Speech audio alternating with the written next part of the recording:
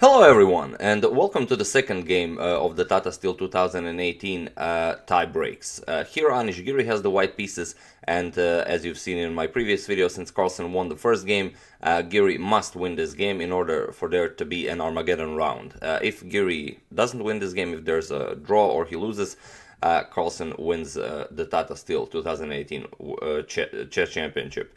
But as you've already seen in my previous video, he won it. This is just to show you how he won it entirely.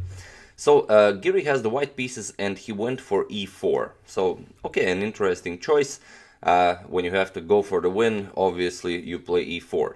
E5, knight to f3, knight c6, and the bishop to c4. Again, a very interesting choice, playing this against Carlsen, as Carlsen's theory in this opening is, I mean, it's a world class. The most of the games in the world chess championship he played against Sergei Karyakin were played in this opening. So it's a weird choice by Giri, but okay. Bishop to c5, and here, as always, I'm hoping to see b4, the Evans Gambit, but I never see it. Giri goes for c3, the main line of the Italian game. Knight to f6, d3, d6, and Giri castles. We have a6, making room for that bishop. Rook to e1, bishop to a7, bishop to b3, and we have castles. H3 by Carlsen, H6, knight b to d2, rook to e8, and knight to f1. From here, this knight will go to g3, and then maybe later to f5. After this, knight will support it from h4. Bishop to e6, offering a trade of bishops. Giri declines. Bishop to c2.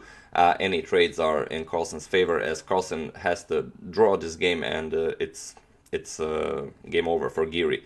Which is ironic. For Giri to win this Tata Steel Chess Championship, he has to win the game. And he did win a lot of games this tournament, but now he has to defeat Magnus Carlsen.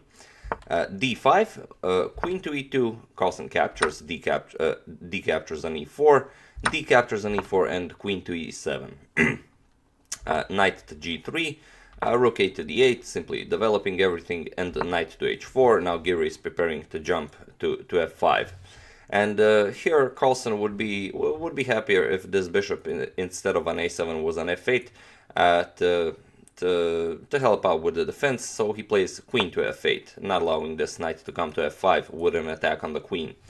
Knight h to f5 anyway, and knight to e7. Here Carlsen wants to exchange that knight. Knight to e3. Now Giri is preparing the other knight to come to f5. Knight g6 by Carlsen. Now Carlsen also wants to bring his knight to f4. We have knight g to f5 and knight to f4 now, attacking Giri's queen on e2. Queen to f3, and here it's also a very, very critical moment in the game. Here you have to play g6. This is the best move, but you have to spend a lot of time calculating it, which isn't something you want to do in a blitz game. Here g6 is the best move, but it's not all that easy to see why. After g6, you have this knight to g4 move. Now if pawn captures knight, knight captures knight on f6, forking the king and the rook. So first you have to capture the g4 knight, knight captures, and after queen captures, now this pawn is pinned, still you can't capture. And after king to h8, you have this bishop captures f4. D captures on e captures on f4, and queen captures on f4, now sacrificing a piece. After you capture it, pawn captures, you have to find this bishop to d5, and it's simply too much to calculate to realize that you'll be fine in this position. You have to see that after f6, opening up this bishop's diagonal, you can simply play something like c6, and after any threat of checkmate, after queen to g8, your position is perfectly fine. Already you're threatening checkmate. Those bishops you have are amazing, and black is better here, but such a move would require a lot of time, and it's a blitz game. Carlsen doesn't want to give Giri any time pressure. So c6 instead. We have knight to g4, knight captures, pawn captures, and here Carlsen plays g6, and Giri again decides to sacrifice a piece. So bishop captures, pawn captures, and he goes for it. Queen captures on f4. Carlsen accepts the piece. G captures on f5. We have G captures on f5, and here again you can save the bishop. For example, you can play a move like bishop to c4, but again, it's a blitz game. You don't wanna do this. After something like f6, king to h8, making room for the queen, you get e5. Now those pawns are very scary. This bishop is freed. But as you played bishop to c4, now you have bishop to d3, forcing an exchange of this strong light square bishop. Bishop captures, rook captures, and you're up a piece. That bishop on a7 is a very strong bishop. You will probably be able to play this, but in a blitz game, those pawns and an open king on h8 are not something you wanna go for when the whole tournament is on the line. So after g captures on f5, Carlsen doesn't try and escape with the bishop. Instead, he plays queen to g7. So it's a very bold move, and he didn't even take that much time deciding on giving the piece back. So pawn captures, we have rook captures, and now you can see that there really wasn't any need to actually save the bishop, as now Carlsen has this beautiful bishop on a7. His king is still very safe there. The queen is also very nice there on g7. Moves like rook to f6 are coming to pressure the f2 pawn. And this was the move where Giri missed his opportunity to push e5. You have to push e5 and release this bishop. If e5 was played, then it's definitely a preferred position for white. Now if you go after this e5 pawn, simply rook 8 to d1, and you can't capture the pawn. If you capture it, simply rook captures, and now of course you don't want to capture with the rook because of rook to d8. If you capture with the queen, now the h pawn is hanging, so it's a better position for white. Instead, Giri missed his opportunity to push e5. He played rook 8 to d1, probably preparing e5 next move, but now after rook d to e8, doubling up, now it's not so easy to push e5. Here Giri played rook to e2. He has to defend from rook to f6, going after that f2 pawn, as both the rook and bishop would be attacking it. And here Carlsen immediately seizes his momentum, playing queen to g5, offering a trade of queens, and Giri is a pawn up, but with opposite colored bishops, I don't think Carlsen would have any trouble drawing this game. Queen to f3, Giri declines, but now comes rook to f6. You have to move. Queen to f4 now, with a triple attack on the f2 pawn. Rook to f1 defending, and rook to d5, preventing all hopes Giri had of ever activating this bishop on c2. Also moves like rook to g5 are coming, and it's a very bad position for white, especially when you have to win the game and all of your pieces are so passive. Queen to h2, here Giri offers a trade of queens, but now Carlsen is no longer interested in a queen trade.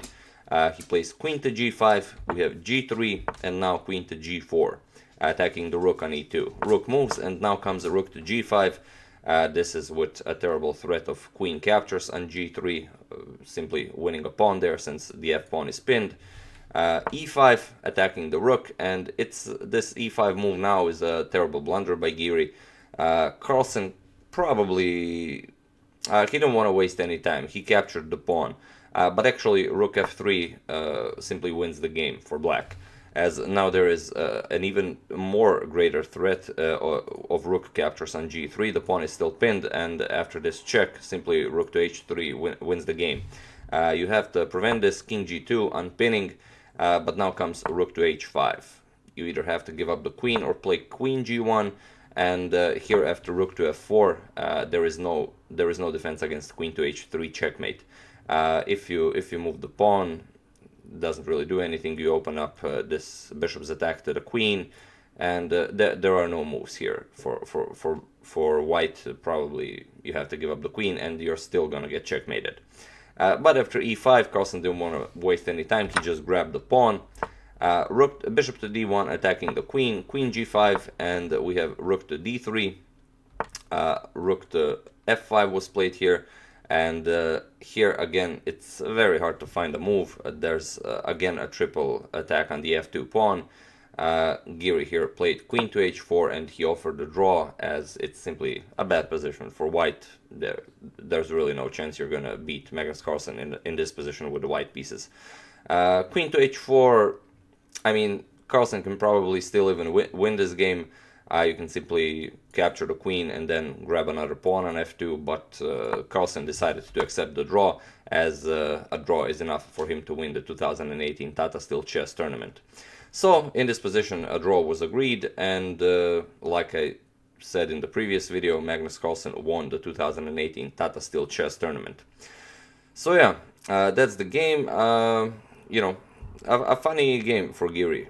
First, the decision of playing e4, then the decision of going for a line that probably Carlsen plays better than anyone else in the world. He prepared this line for his World Chess Championship match against Sergei Karyakin in 2016. So, but I mean, what are you gonna do? It's not like you have time to prepare for this. I would like to thank Juan Salirosas, Rodney Topor, and Phil Gardiner for your contribution to my channel. Thank you a lot. I really appreciate it. Once again, I do hope you enjoyed this entire coverage of the 2018 Tata Steel Chess Tournament. And now I will shift my attention to the Gibraltar Chess Festival. Have to see if Nakamura will win his 4th title there. So, yeah. That's the game. I hope you enjoyed everything. As usual, you can check two of my previous videos here. Thank you all for watching, and I will see you soon.